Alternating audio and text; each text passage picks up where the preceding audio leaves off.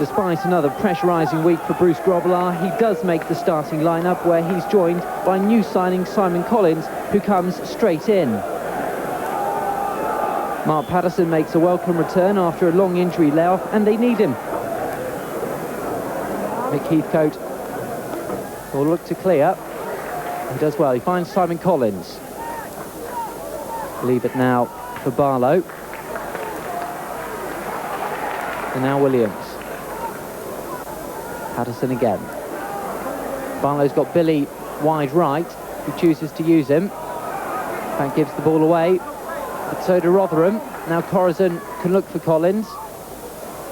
Here's Barlow again. To Billy. Back to Barlow, looking for the 1-2. And they get into an awful tangle.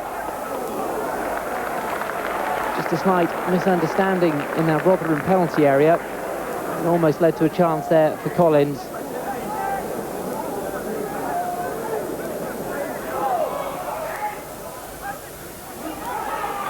Now Billy.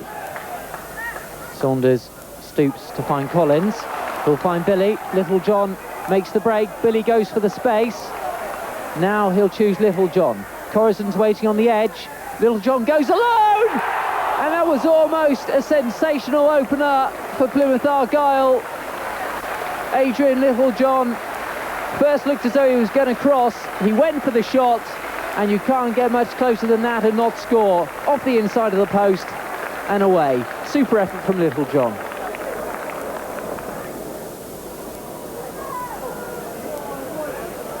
Here's Saunders. Littlejohn will take on Dillon and beat him, but he's going to win the free kick because he was just put off his stride by Dillon. 15 minutes on the clock as Littlejohn swings in the free kick towards Heathcote. Pilkington thought he was impeded, but he did get the punch away. Billy can skip Landon's challenge and find Collins. Billy will go again. Collins centres to Williams.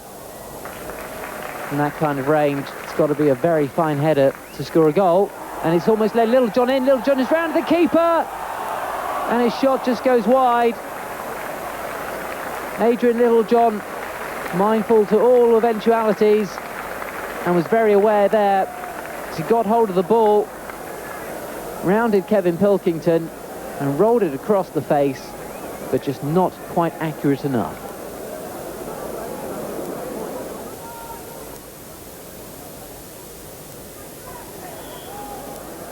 Plymouth won the free kick. Adrian Littlejohn just bundled.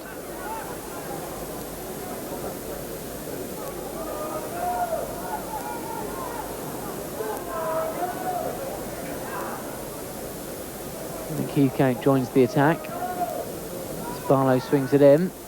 Comes to Collins. Now to Saunders, and that's a penalty. Paul Dillon can't believe it. He puts his hands on his head in protest. The referee, Barry Knight of Orpington, has pointed to the spot. Saunders turned and seemed to be pulled back. The referee had no hesitation. That's a penalty. And Carlo Corazon,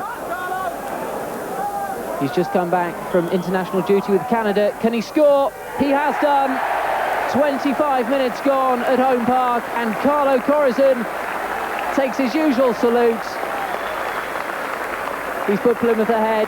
The penalty, driven high into the top of the net, gave Kevin Pilkington no chance. Plymouth needed it.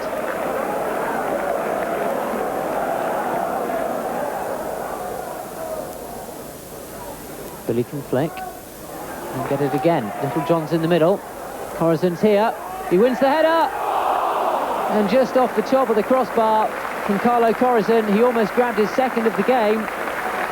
Overcame the cross from Chris Billy. It was a decent one. Carlo Corazon was stooping a little, and as he tried to get his header in, it just came off the top of the crossbar.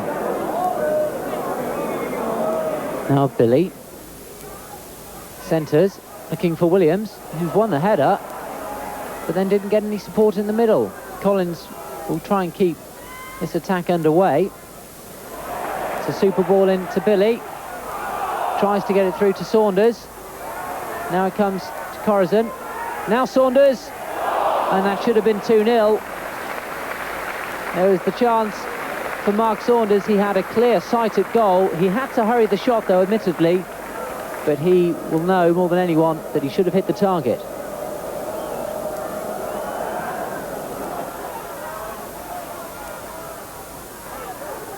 Druce tries to turn Mark Patterson. Now Bain to Dobbin. Hands away from Barlow, but Barlow not one to give up. He's won the ball back. He's found Little John. Collins is calling for it, but Little John will go alone. Shall he finish? He should have done. Pilkington was brave at his feet, but Adrian Littlejohn had Collins alongside of him. Could have slipped the ball, but the former Manchester United keeper stayed up well and saved when he had to.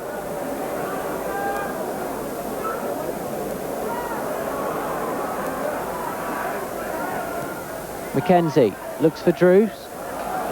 Patterson does well. And Paul Williams will push it back. Robillard take his time over this one as per usual, and then try and beat Druce, and this could be costly. Druce centres, Heathcote away, finished by Barlow. It was a typical Bruce Grobbelaar moment. He tried to beat the substitute Mark Druce and almost put his side in trouble. Druce almost found a way to goal.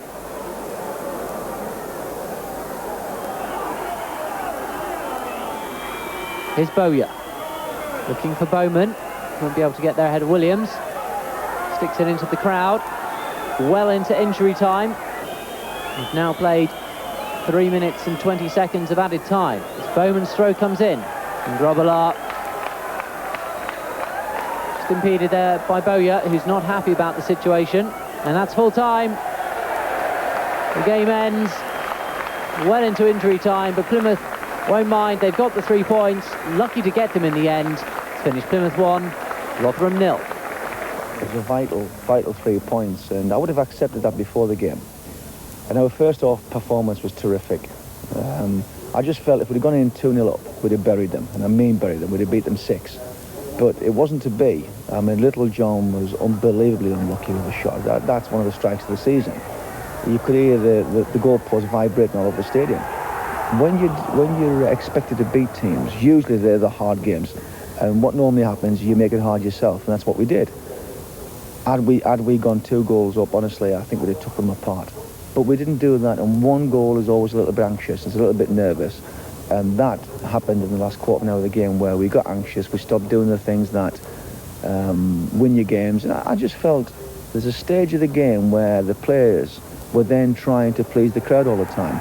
The only way the crowd's going to be pleased is by winning.